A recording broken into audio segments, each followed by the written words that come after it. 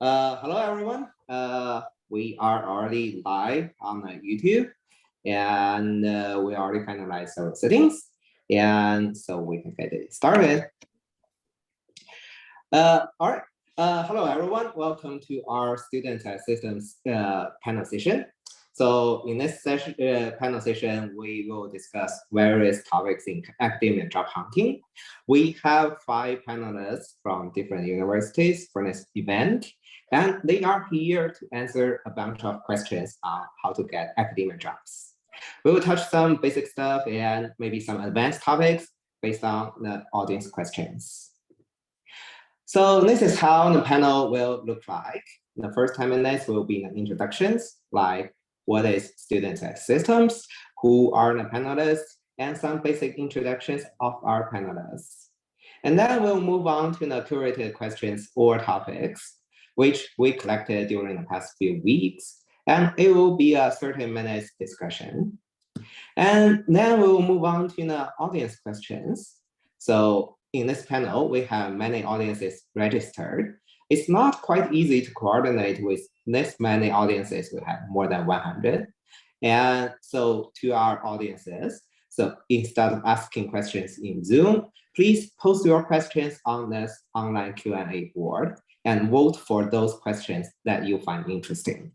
The link is shown here, or you can go to our Student Systems main website to find this Q&A board. We will go through the question list during the Q&A session and answer as many questions as we can.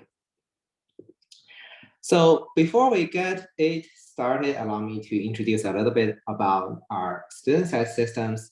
This is a student-run organization which we started at February of this year.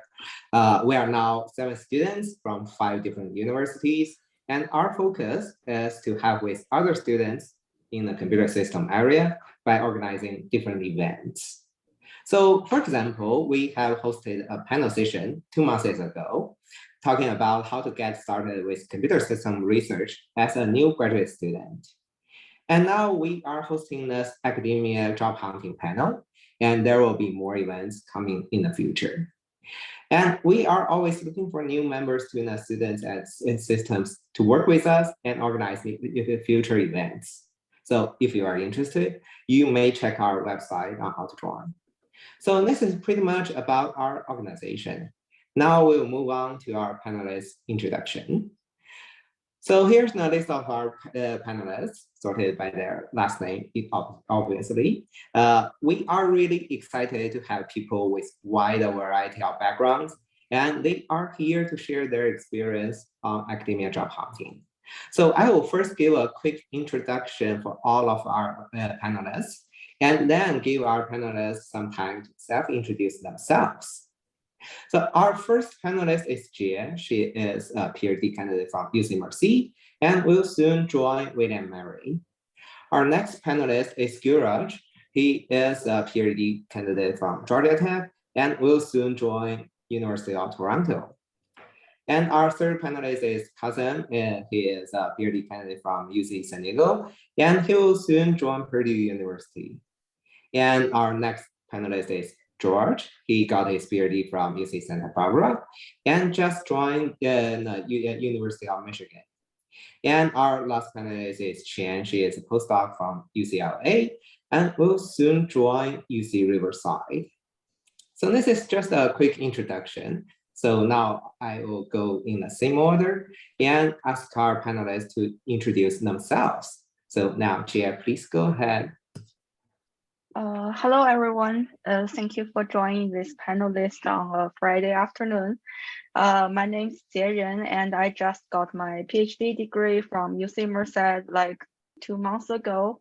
And now I will join William Mary next month and being an assistant professor there. Yeah. And my research area is focusing on high performance computing and computer systems, especially for those memory system stuff. And I will continue this research role for my future research. Thank you. Thank you so much. And Guraj, please go ahead. Hello, everyone. Really nice to be here, meeting all of the panelists and everyone on this team. My name is Guru Raj. I'm finishing up my PhD at Georgia Tech. I'm going to be an assistant professor at University of Toronto next year. I'm spending a year as a postdoc in NVIDIA research in Seattle. And my research focus is broadly in computer architecture and computer security. And my works are basically at the intersection of those two areas. And really excited to tell you all about the random pieces of info that I've collected over the year in the job search so that it's hopefully useful for somebody else. Thank you so much. And Kazem, please go ahead. Hi, everyone. I'm Kazem Taram. I'm also a PhD candidate at UCSD, and I'm finishing up my PhD here. So I'll join Purdue next month. I work in computer architecture and security as well, and intersection of those. And thanks for inviting me. Yeah, thank you. And George, please go ahead. Yeah, hi everyone. My name is George. It's my great pleasure to be here today with all of you. I recently got maybe less than a month ago, I got my PhD from UC Santa Barbara, and I will be joining the University of Michigan as an assistant professor next month. I tried to look at my research as something that uses computer architecture as a starting point, but I usually like to explore different layers of the stack, either further up or down. Recently, my focus has been on emerging devices and new logic paradigms for this kind of settings, but I'm always open to new ideas. So it's my great pleasure to share with you all this information that I've collected over the years, and of course, discuss any further questions that you may have. Thank you. Thank you so much. And Qian, please go ahead. Thank you. Hi, everyone. My name is Qian. So my name starts with the letter Q, but this Q, this is not an English name. So this Q actually makes it sound like CH. I know it's very difficult to pronounce it, my name. So it's like CH and Qian. Yeah. So I was previously a postdoc at UCLA working with Mayoung Kim. So I think what I want to mention about today is that after I got my PhD, I did a postdoc. So it is common and normal for many people, many PhD graduates. But for me, I switched my research area during my postdoc. So my PhD was about hardware system design, especially hardware accelerator designs in heterogeneous computing. But I did a postdoc in software engineering, which is a completely different research area.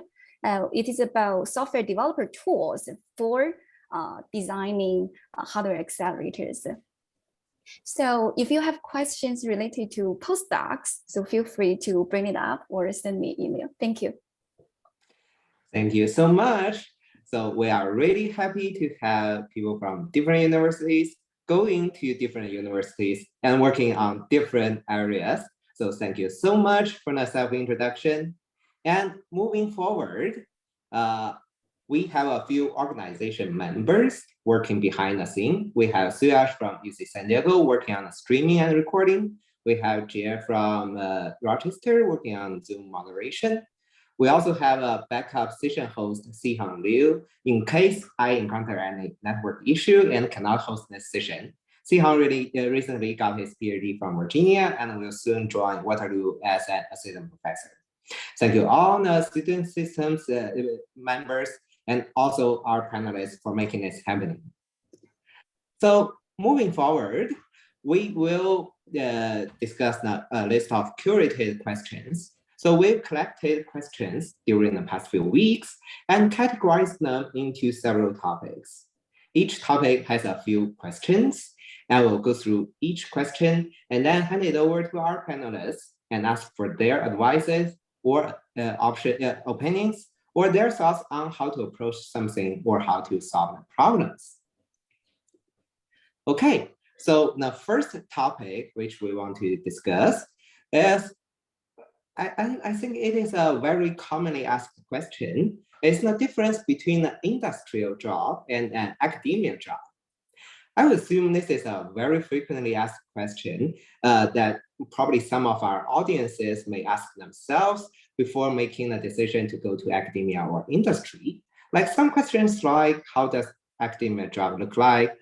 What's the career path?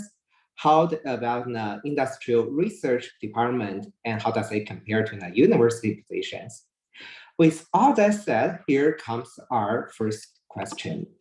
So the first question here is that, what are the differences between the industrial job and academia job in terms of like working style, career path, lifestyle, and any other sense? This is probably a really general and widely asked question. And one more interesting point here is that there are many industrial research departments. What's the difference between working in this industrial lab versus working as an assistant professor in the universities? So yeah, this will be our first question. So any of our panelists would like to share their thoughts.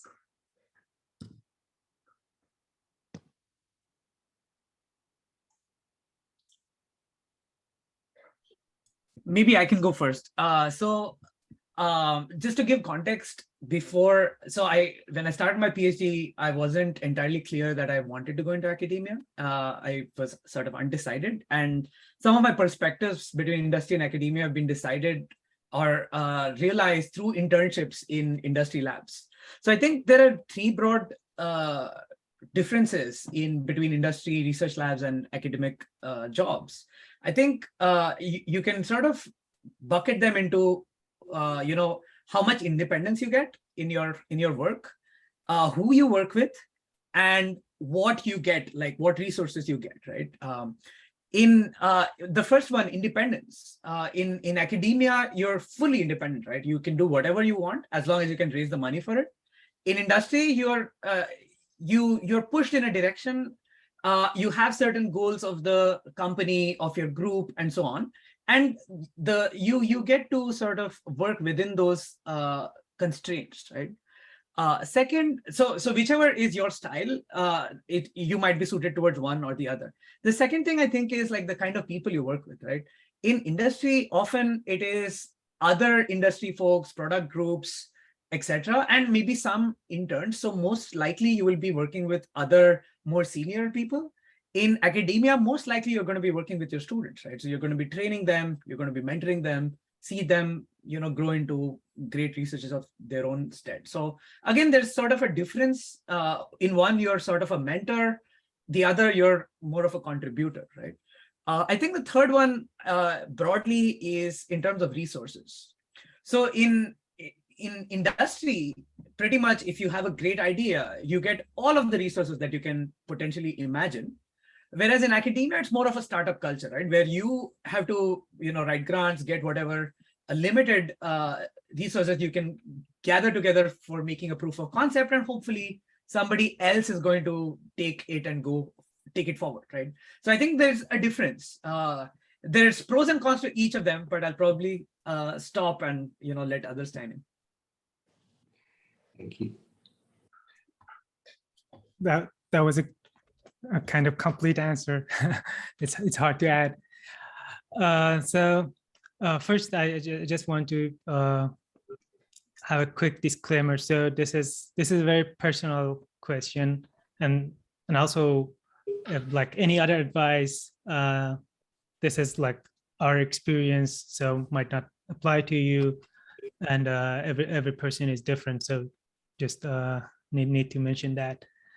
And it's a very good question. In fact, it brought up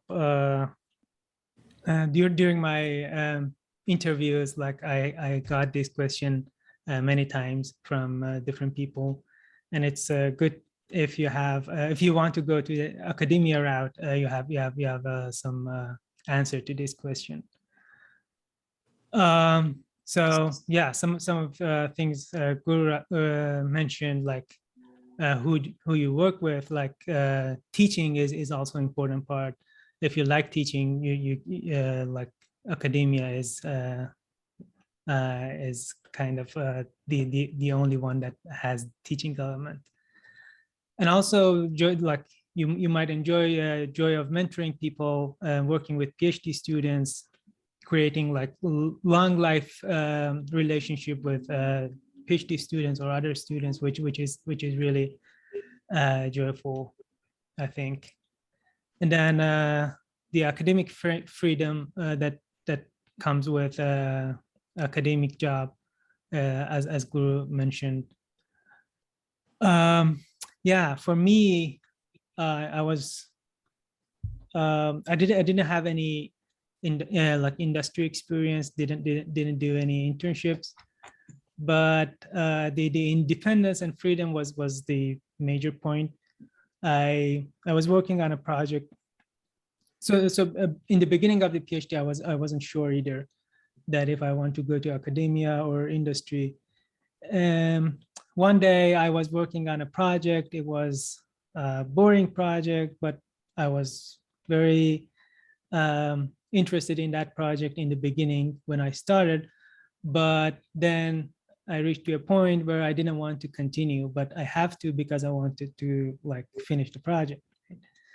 And this was a project I chose, right? So I thought to myself, if someone else gives me this project I don't like, or if I want to continue like working for other people, it's not for me, basically. So that was my deciding point. And also I want to mention this one. It's rather difficult to bring up, but when you think to even when you think to yourself, so I wasn't sure if this played any role in my decision or not, but many of us think that because the faculty job is rather harder job to get, like it's more challenging to get a faculty job, we need to prove to ourselves that we can. So we go to that route. That's also important to know, like if that's the case for you or not. So if we don't, so for example, if we don't go to that route, we don't fulfill our potential. I don't know if that played was a factor for me, but I thought that if I go to academia first, then I'll have the industry route also open for myself later. But the transition in other direction is not that easy. Yeah. Yeah, that's a very interesting answer. And actually, we have George here. I believe George had many years of like industrial job first, and then decided to go to academia. Is that correct? I don't have too many years. I spent some time in San Jose trying, I'm originally from Greece. So when I first decided to come to the US, I was trying to live the Silicon Valley dream, go there and try to do big things, right? And be awesome, make money and whatever comes through. After a while, I realized that this is not a reality for me. And to me, I think the previous two speakers mentioned many useful things, and I just have to add a little bit on top of that. I cannot be really innovative here, but to me, it boils down to your lifestyle and the flexibility. So when it comes down to the lifestyle, it was a very good observation that who do you work for, right? When you're in academia, pretty much you work for yourself. You may work for your students, but this is your personal choice. And it's not only that you work for yourself, but also the students or the postdocs that you recruit work for themselves. So this means that you have a group of people together that have fire in their heart. And this is cool. Like I get energy from that. I feel better when I deal with people like that, and it makes me more motivated to move forward. Like, of course, I enjoy profit. I enjoy as a human being, having a good salary and everything else. But when I wake up in the morning, this is not what drives me. The energy of people around me drives me more than that. And when I'm surrounded by people that I think have ambitions and they are doing it, they're doing it because they really like it, this makes me much, much happier. And this is one of the reasons that I picked academia that strongly. I prefer going out with people and talk about research ideas than going with people out and talking about investments. And this is just me. So this is something that I felt very, very strongly, and this was one of the main reasons. The other one that is a little bit on top of what Kazem talked about is the notion of flexibility. But it's not only about the flexibility regarding the topics that you're working on, it's about the flexibility regarding your career path. Let's say I go to a company and I have a 10 years long, very, very successful career. Going back to academia is almost impossible.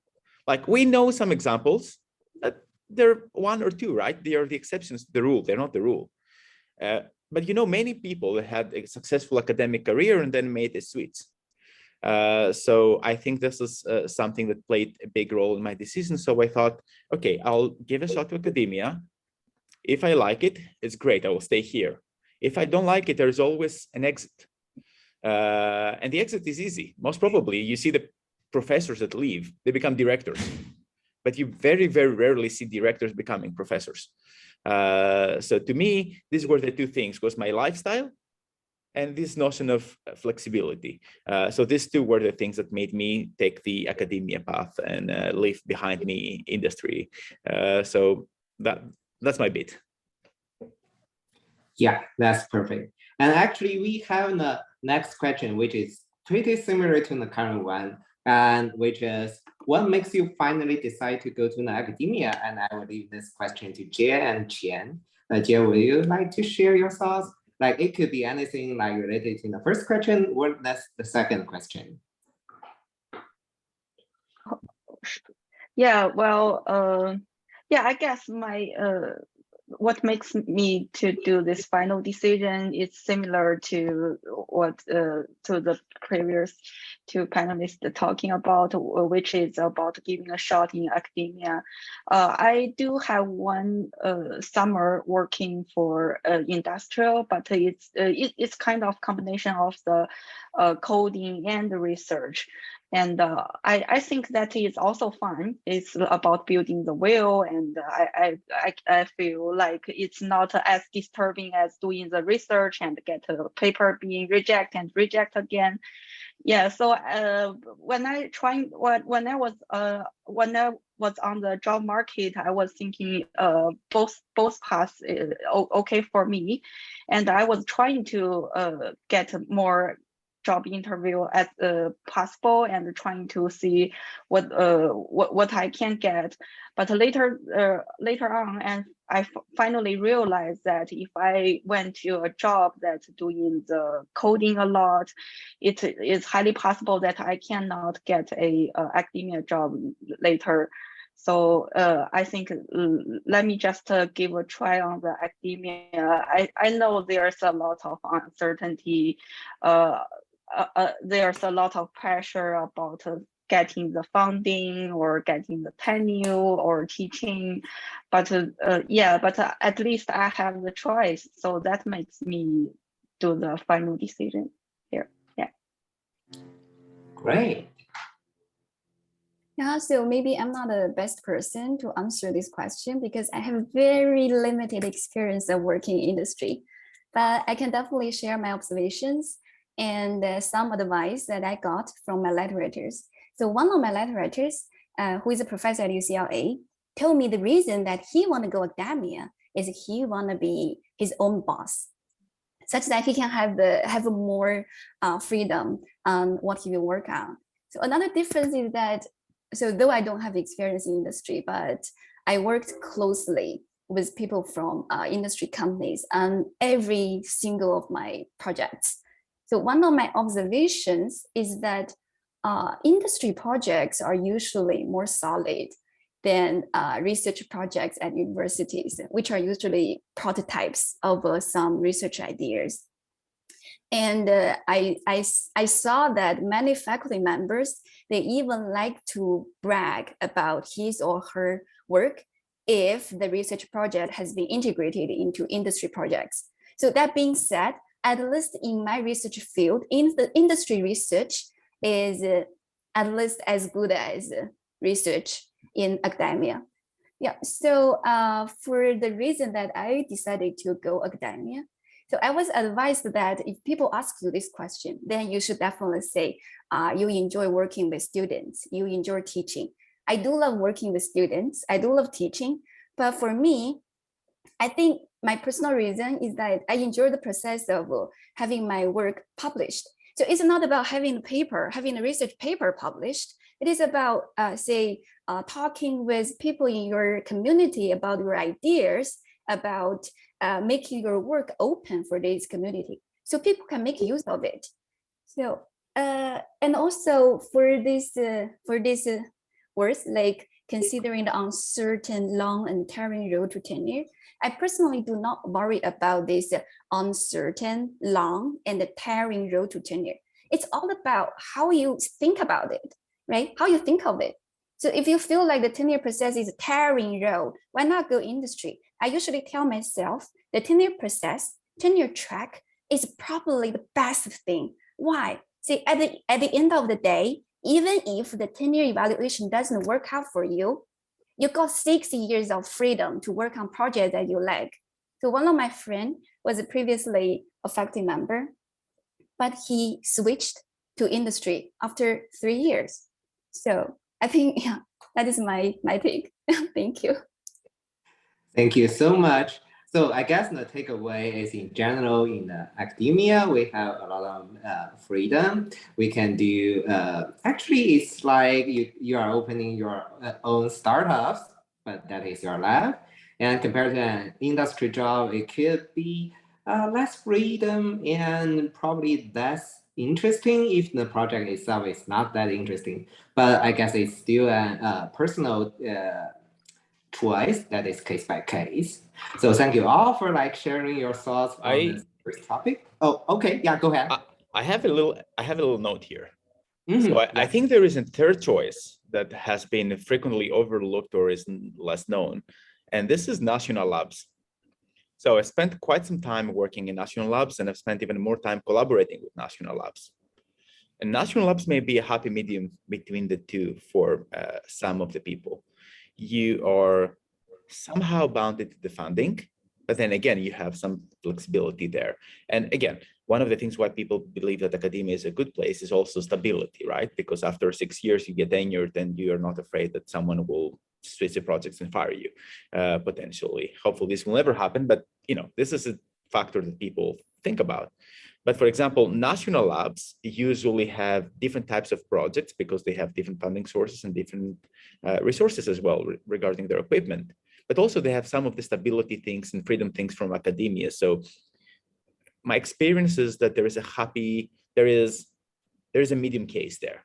And this is something that's much less known, but I think that people that are having this kind of debate inside them, industry versus academia, maybe they can also add versus national labs. And national labs are a choice that can also apply to international students. So there are national labs that do some work that it is only for US citizens and you cannot touch it if you don't have the citizenship and whatever clearance. But there are other labs that do interesting work and they don't require this. So I think this is something that I found throughout the years to be very, very useful, both as an potential, choice for my career or anyone's career, but also as a great resource for collaborations. And I think this is something that should be highlighted. Oh, that is an interesting point. I have never thought about that national labs could be like another choice in the between. So yeah, that would be great. And I think this concludes our first topic. We still have 2 topics to go. So now, if we don't have anything else to add, we will move to our next topic, which is we want to talk about how to prepare for the academia.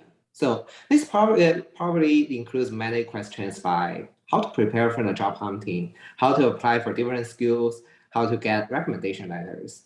But we are not able to answer all of these questions within this 1 hour of panel.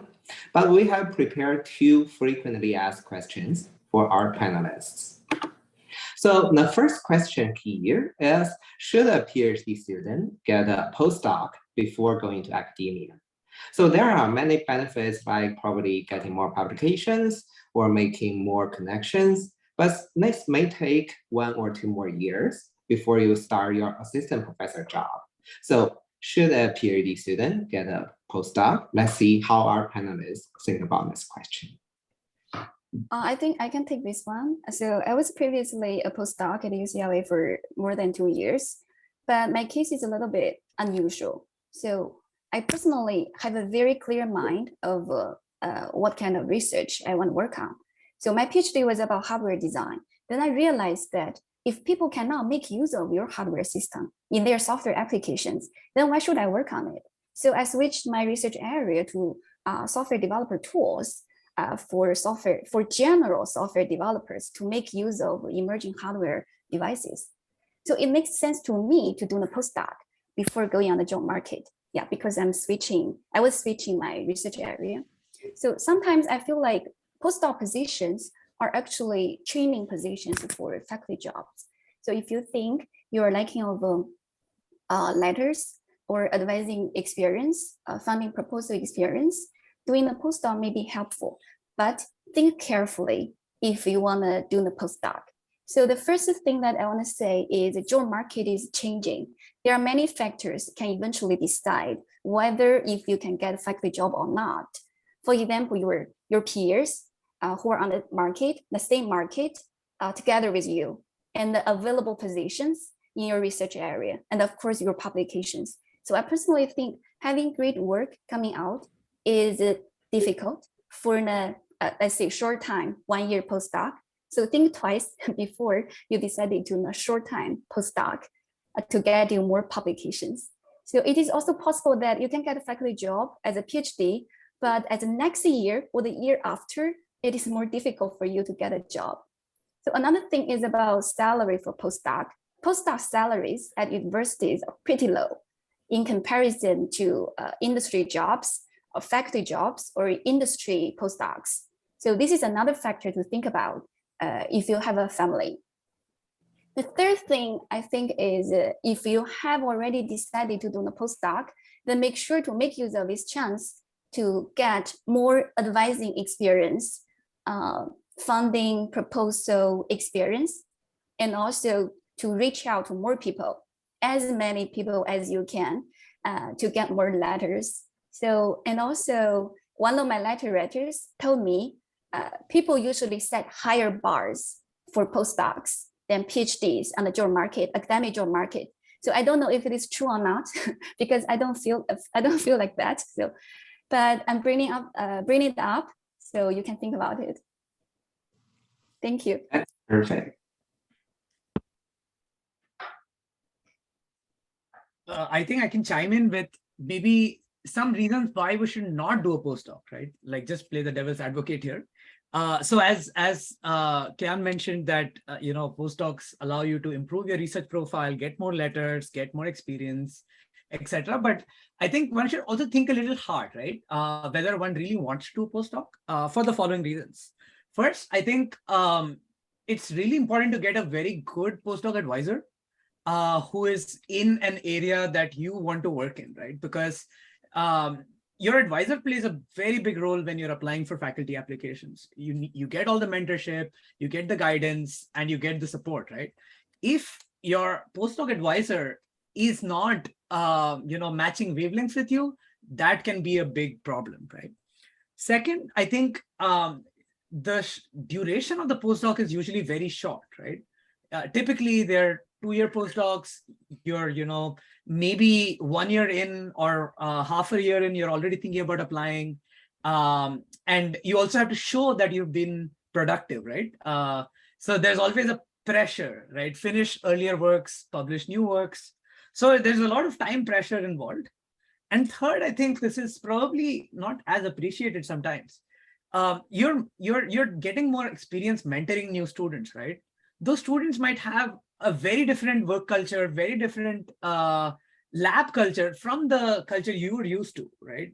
So if you are used to mentoring in a particular style, if you need to now mentor students in another group, in another culture with different experiences and different skill sets, sometimes that can also be a challenge, right? It can be a learning experience, but it can also be a challenge. So I think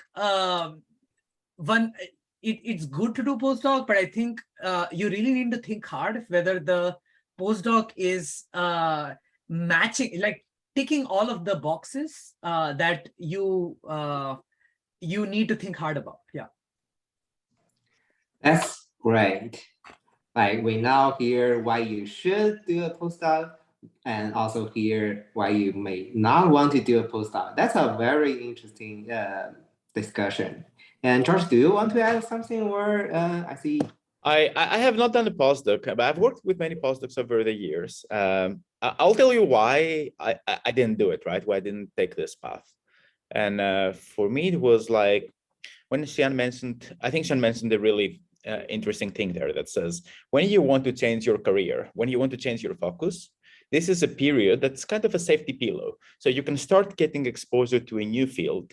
And again, it's nice to publish, but you don't have to publish your newest thing. Maybe this is a little bit of pillow that buys you time, and you have other papers from the last years of your PhD that are already in the pipeline, and you're just waiting. Sometimes journals take a year, or sometimes you have something in a conference and has a rebuttal.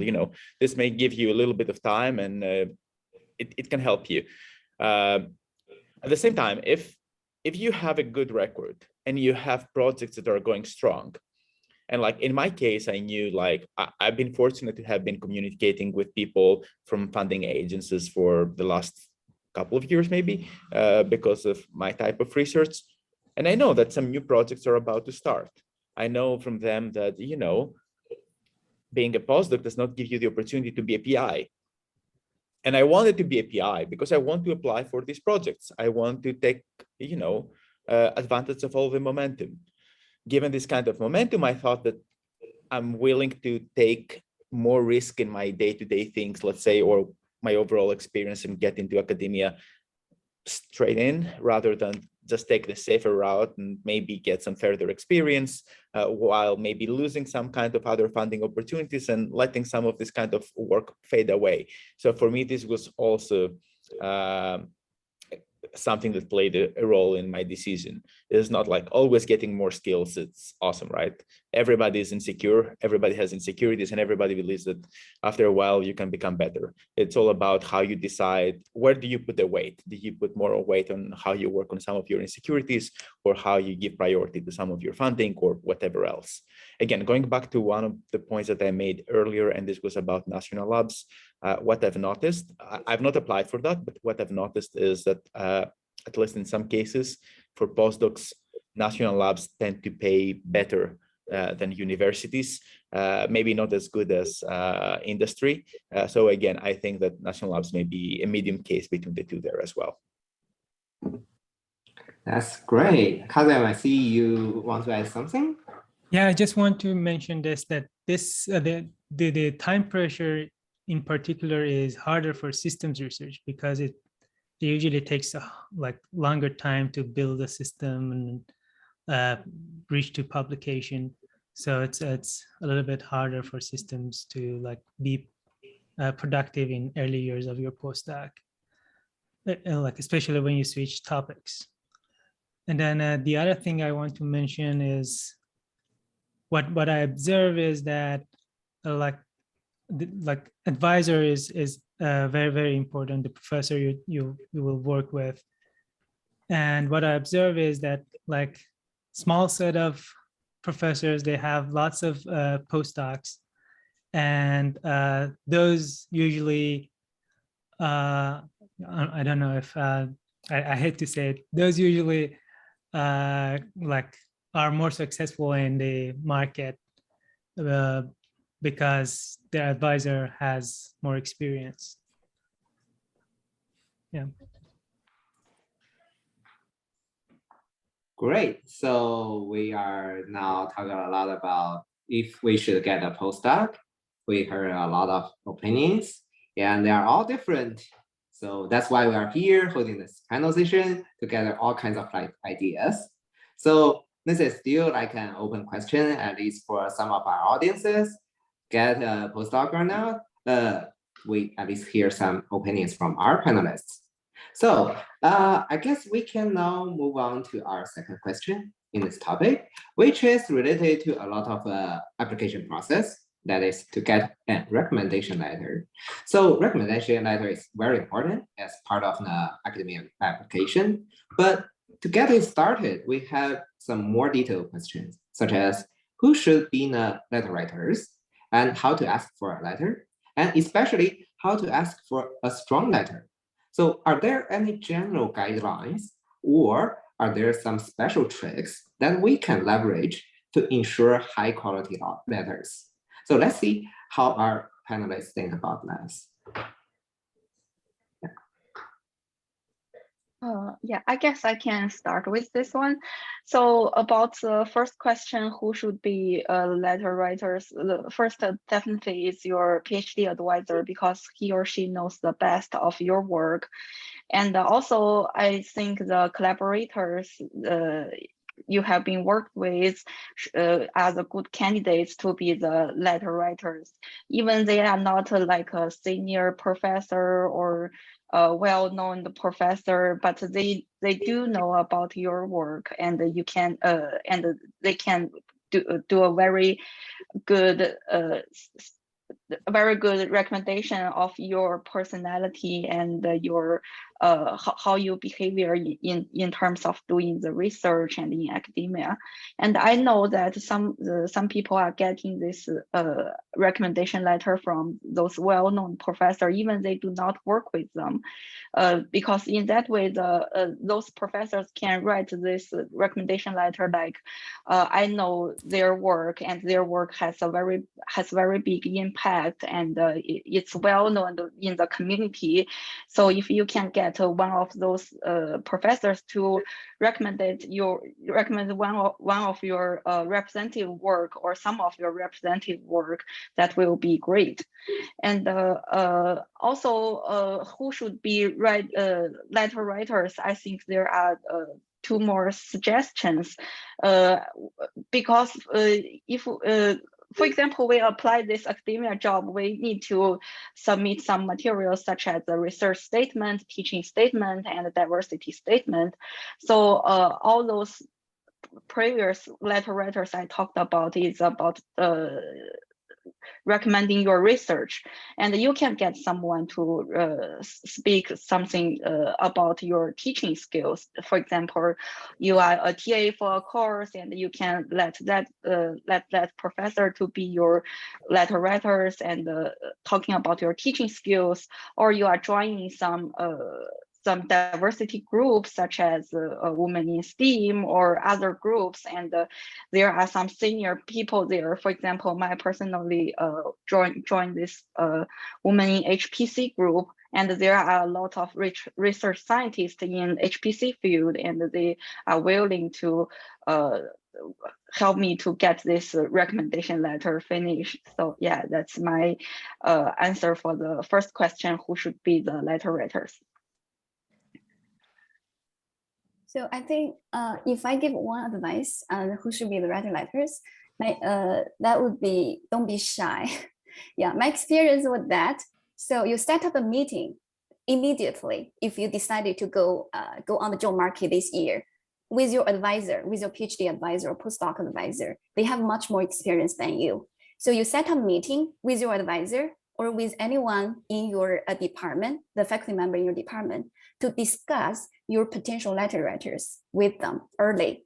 For example, I did this. I set up a meeting with my postdoc advisor and my PhD advisor last July or August.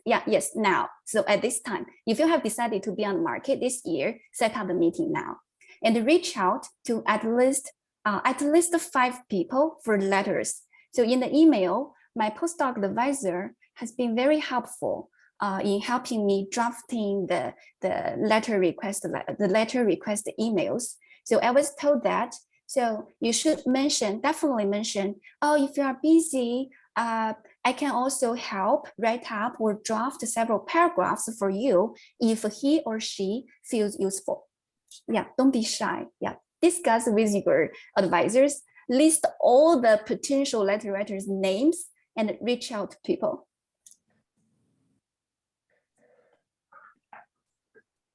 I maybe can add a little bit of a different perspective here. I didn't ask my advisor for any help with that. I was like, okay, I work with a bunch of people, and you know, I thought that we have a good relationship with them and tried to talk to them. For me, it's like any kind of relationship. You have to understand that what makes this relationship successful is honesty and good communication. So if these people know your work and know you personally, to me, they will respond to you no matter what you write.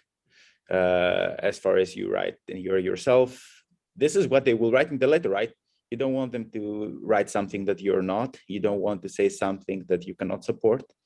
And your goal should not be to trick people. The goal should be just believe in your letter writer, say, no matter, write your best. It's a gamble. You don't see the letters. You just have to trust them. You trust the process. And you can ask them directly. Like, my plan is to go to a top school. Your letter will play maybe a big role. Can you do this or not? If you cannot, I will ask someone else. And worst case scenario, they will say no. Best case, they will say yes, and this is going to work out nicely. In my case, because my research is quite diverse, I was trying to ask letters from professors that are both from CS and EC departments. I try to ask letters from people within my school as well as other schools. And I don't know if this is just my personal taste or it's a reality or whatever, but I think that collecting letters also from people that come from other institutes may speak for itself, because your work is not only known within the group of people that you have under the same roof, but people from other institutes know what you do. And you may even apply there. So if you apply to a school and you have someone who wrote a letter on your behalf from there, I don't really know if you have an advantage, but I believe that you may have one. This is kind of a speculation, but this is at least the way I speculate things. And also, to make it clear, we should definitely reach out to people that you collaborated and the people that know you very well. So what I mean by setting up a meeting with your advisor to discuss about the potential letter writers. So what I did is that I list all of my collaborators' names and the people that I know in my community. Then I will discuss my final letter writers with my advisor to make sure they are from different research area. For example, I switched my research area. So I have letters from hardware system community. I have letters from software engineering and programming language, something like this. So make sure the letters, they represent a diversity, right? Diversity of my diverse research communities, and they are from different areas. I have letters from United States, from Asia, and also from Europe. So for this, people will know, oh, you are very well collaborated with people. People know your work. They will make use of your work. Their letters can tell them more, can tell the schools that you applied for, can tell them more about you. Thank you. I have a couple of follow-up points that I wanted to make. So first, I just want to clarify what is the purpose of the letter, right? The purpose of the letter is to, the readers, I believe, want to know how good your research is, how impactful your research is, how, what a research superstar you are, right? That's essentially what people want to read. So I think one of the learnings for me was identifying who are these 4 or 5 people who are going to talk the best about my research, right? So naturally, some of these were collaborators. Some of these were also people, on my committee. Some of these were also people who have had a lot of research conversations with, maybe outside of my department, outside of my set of collaborators, just people who I know feel very strongly about my research, right? Because I want them to write great things about my research. So that's number 1, right? I think number 2 is the readers, like people who are going to evaluate you, they're really looking for signals, right? That you're a great researcher. And of course, one way to give a strong signal is to, have excellent things written in your letters. Second, to have a strong signal is also familiarity with the letter writers, right? For example, if the letter is from somebody I know, like if I'm a reader of the letter, right? And it's a letter from somebody I know or somebody I look up to very much, I'm going to value that letter more than some other letter, right? So I think it is important if you are applying in a specific geography or a specific area, try to get letters from people who are maybe more well-known in that area or in that geography. That's my perspective.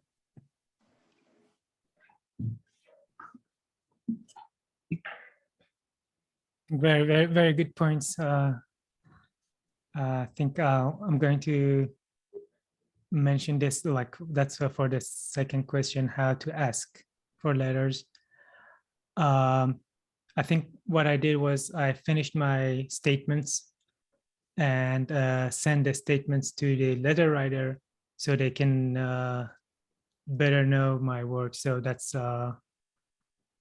one recommendation I have. Yeah, I couldn't agree more with Guru Raj. Like if the reader knows the person who writes the letter, that goes a long way. Yeah, great. So I guess this concludes our second topic about preparing for an academic job hunting. A lot of different opinions and very useful suggestions.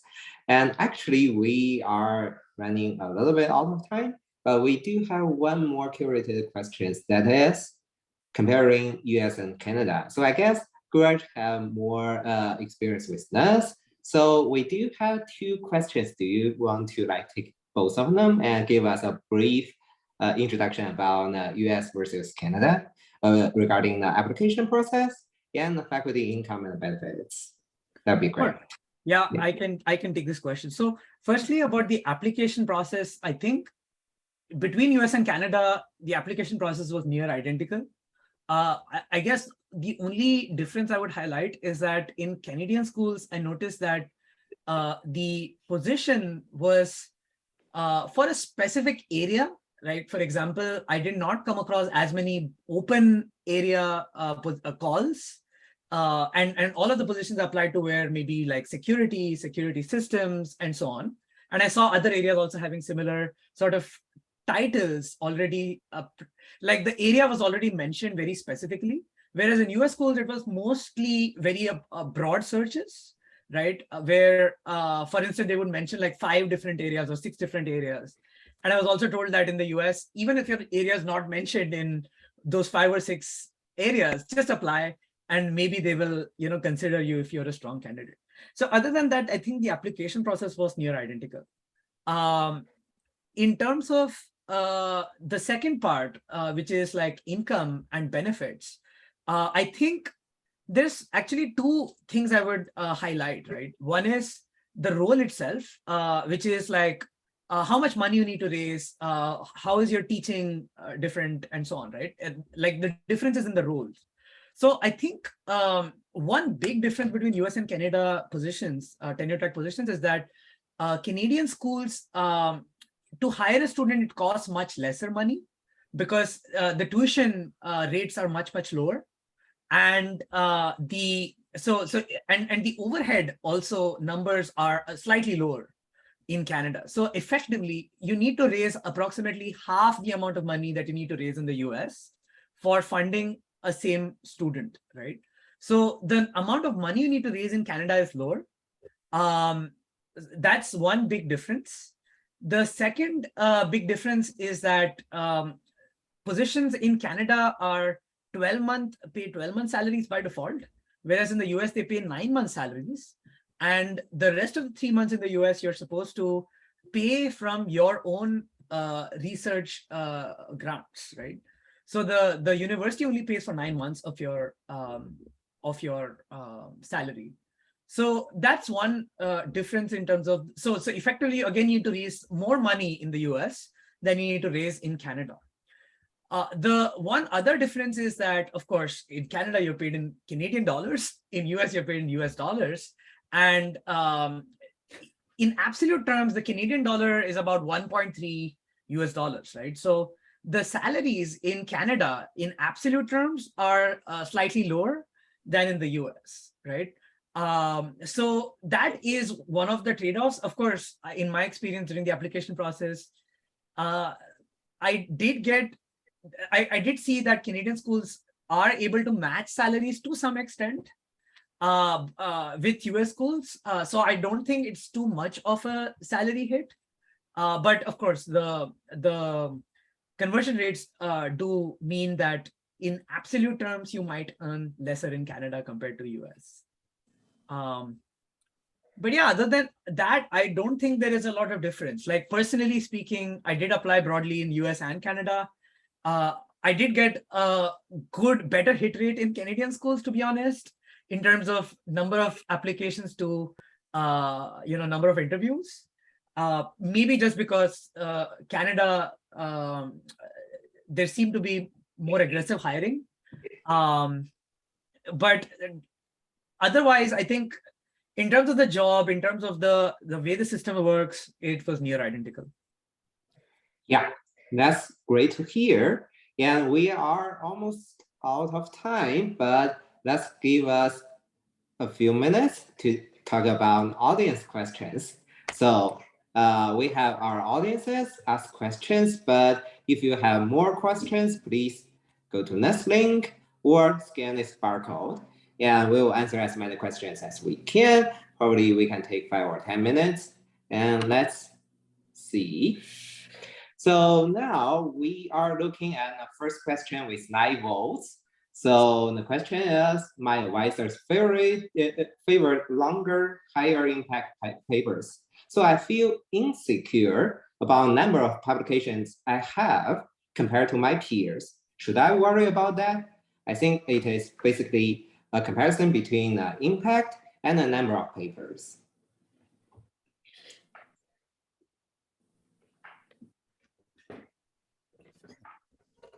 I think that's a hard one.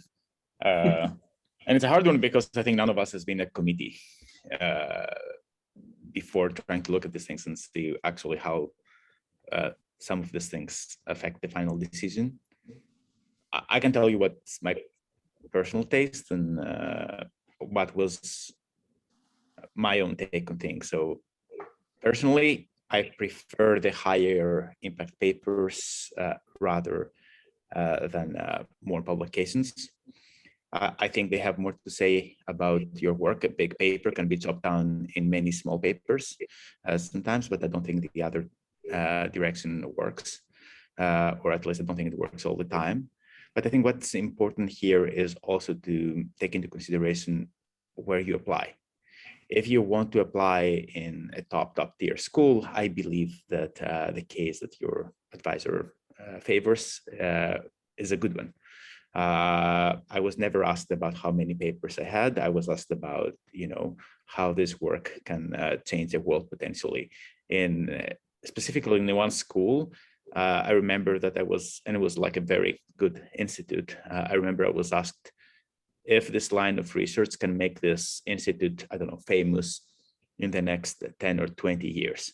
They didn't ask me how many papers I will have. They asked me if this has the potential to make the school stand out. And also they mentioned that if you want to get tenured, you need 3 good contributions, 3 good ideas. They didn't tell me, they said, if you want to publish 3 papers and have 3 good ideas, do it.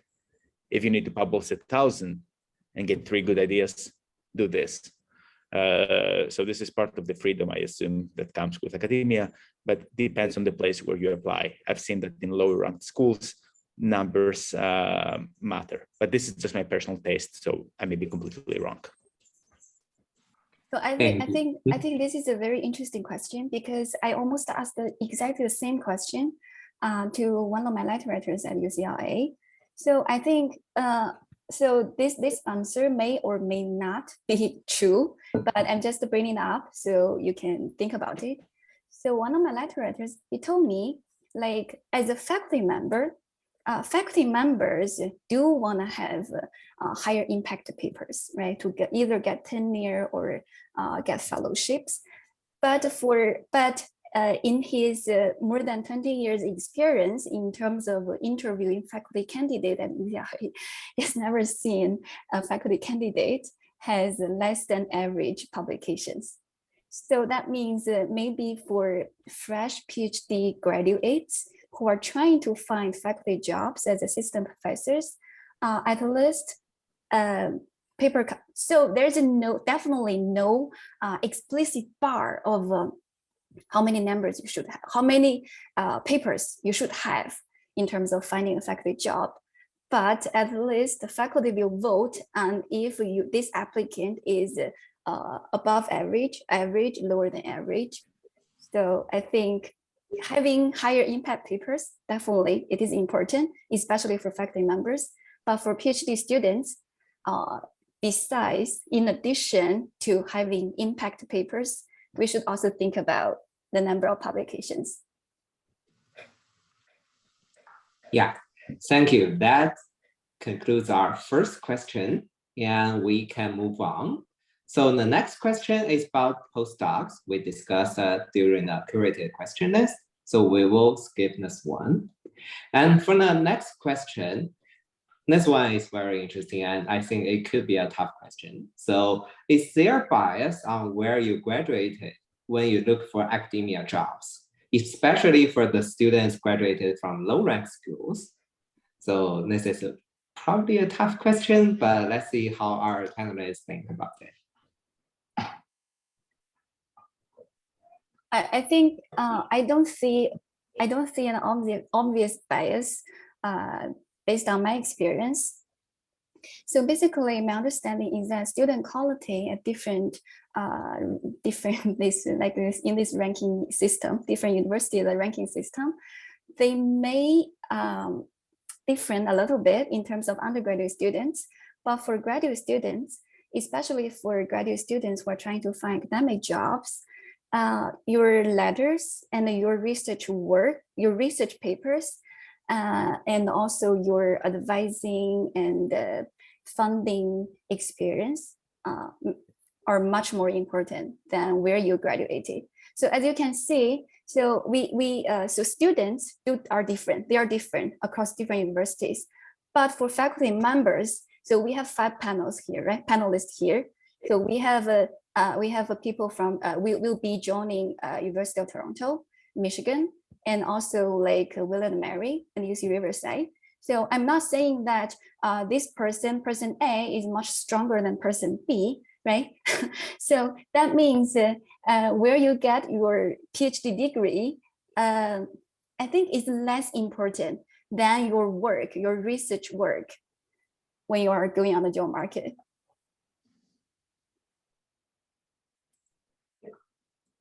I guess I can take this one because I graduated from UC Merced, and like 4 or 5 years ago when I go to a conference, the most question I got asked is about where is the UC Merced, what school it is. So I'm not saying it's a low ranking school, but it's definitely a less people known school, I guess. Yeah, so I would like to say from my case, I do not see obvious bias in terms of finding an academia job about and how it's related to coming from a low ranking schools. But my personal experience is kind of related to the previous question we just asked about if it is better to get a high impact work or get a lot of publication.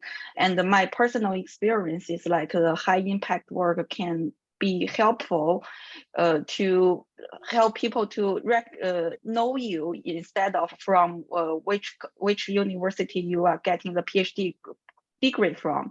For example, I got like one paper is kind of well known in the community. So when I gave the job talk, more than one people are told me like, oh, I have read this paper, I have heard of this paper, I have used this paper.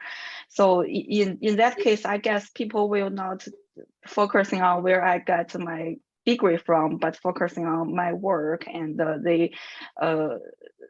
they agree with my work, so they will happy to give a chance to let me give a job talk, let me doing this hiring process. So yeah, I guess if you are in a low rank university, you think it is, maybe you should focus a little bit more on doing an impactful job and letting people know you better. Yeah. Yeah, great. So I guess that answers our next question. So we do have a lot of questions, but let's answer 2 more and we can conclude this session. So for the next question, what do universities look for when deciding who to invite for an interview? So this is also a very interesting question, and of our panelists would like to take this one. So I think there's 2 parts to this, right? First is, what are the requirements of the university at any year? You know, what areas are they looking to hire in? What courses they need to teach? So it's like a demand side, right?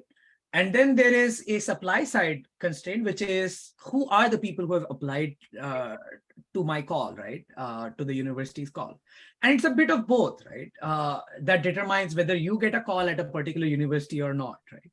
So for instance, from the, if I look at it from the demand side, which is the constraints of the university.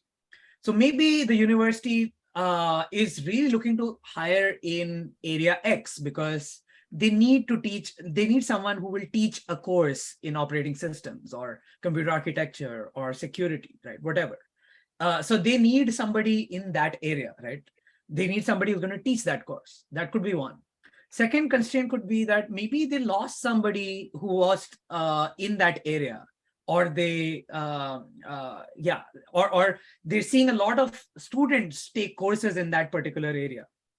And the third thing that could be from the university side is maybe there is some strategic initiative that requires them to hire in that particular area. For instance, a lot of universities are having strategic plans that involves a lot of growth in AI or security or maybe quantum or sustainable computing, what have you, right? So maybe that's one of the reasons why they want to hire in a particular area.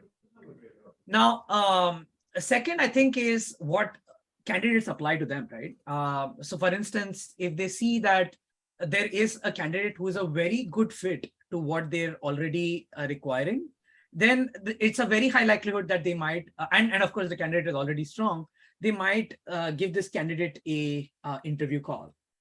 Otherwise, if they see that, okay, there is a really, really strong candidate, and that candidate doesn't necessarily fit in any of the buckets that they're hiring for, they might still again give that candidate a call because, well, they're not hiring just for a couple of years, right? They're hiring for 20 years. So if they see that this candidate has a really strong potential to be, a leader, this candidate can make them famous, this candidate can be a superstar, then they might still give them a chance, even if they're not hiring in that particular area. Great. So if we don't have anything else to add, let's move on to our final question, which seems to be another interesting question, which is, how do people with toxic advisors or without advisor support apply for non-faculty jobs? That's, I don't know how to answer this question, but probably our panelists know some stories. So I think one way to approach this is to find supports in your department or outside the department beside your advisor or advisors.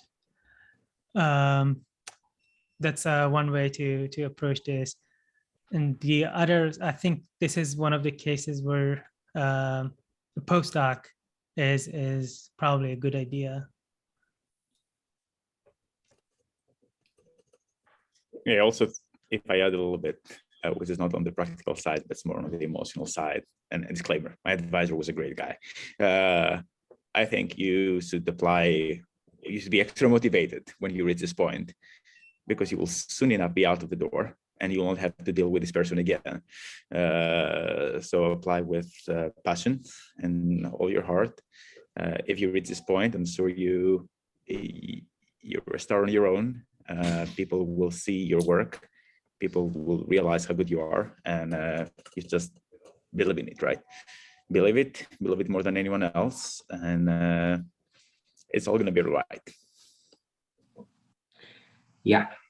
So Great. I think my Mhm, yeah. postdoc advisor was very, very nice, but actually she only helped me in terms of finding the letter writers' names, and also helping me write a letter. And then that's it.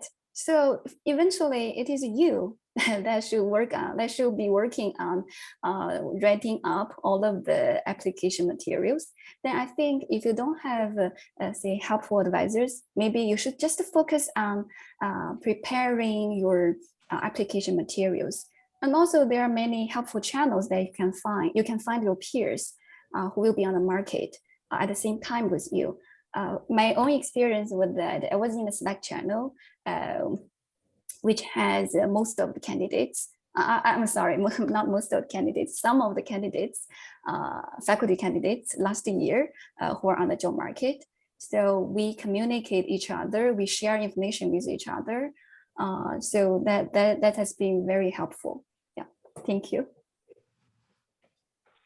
Thank you. And I guess if we don't have anything else to add, that will be our final question. So awesome. And we are actually 10 minutes over the time. Thanks all the panelists for taking extra time and answering all these questions and sharing your thoughts. And that's pretty much wraps up this panel. Thank you all the panelists for joining this panel and answer so many questions. And thank you all the audiences for coming to this panel and asking for questions. The recording of this, yeah, thank you. And recording of this panel will be uploaded to YouTube. So please check out our website for updates. And we will host more events in the future. So if you want to get notified, please join the mailing list or follow us on Twitter. These are our primary advertisement channels for future events.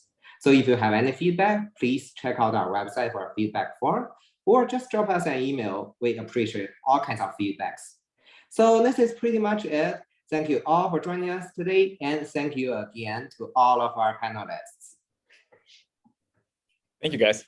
Take care. Thanks for inviting. Thank Have a nice you. weekend. See you then.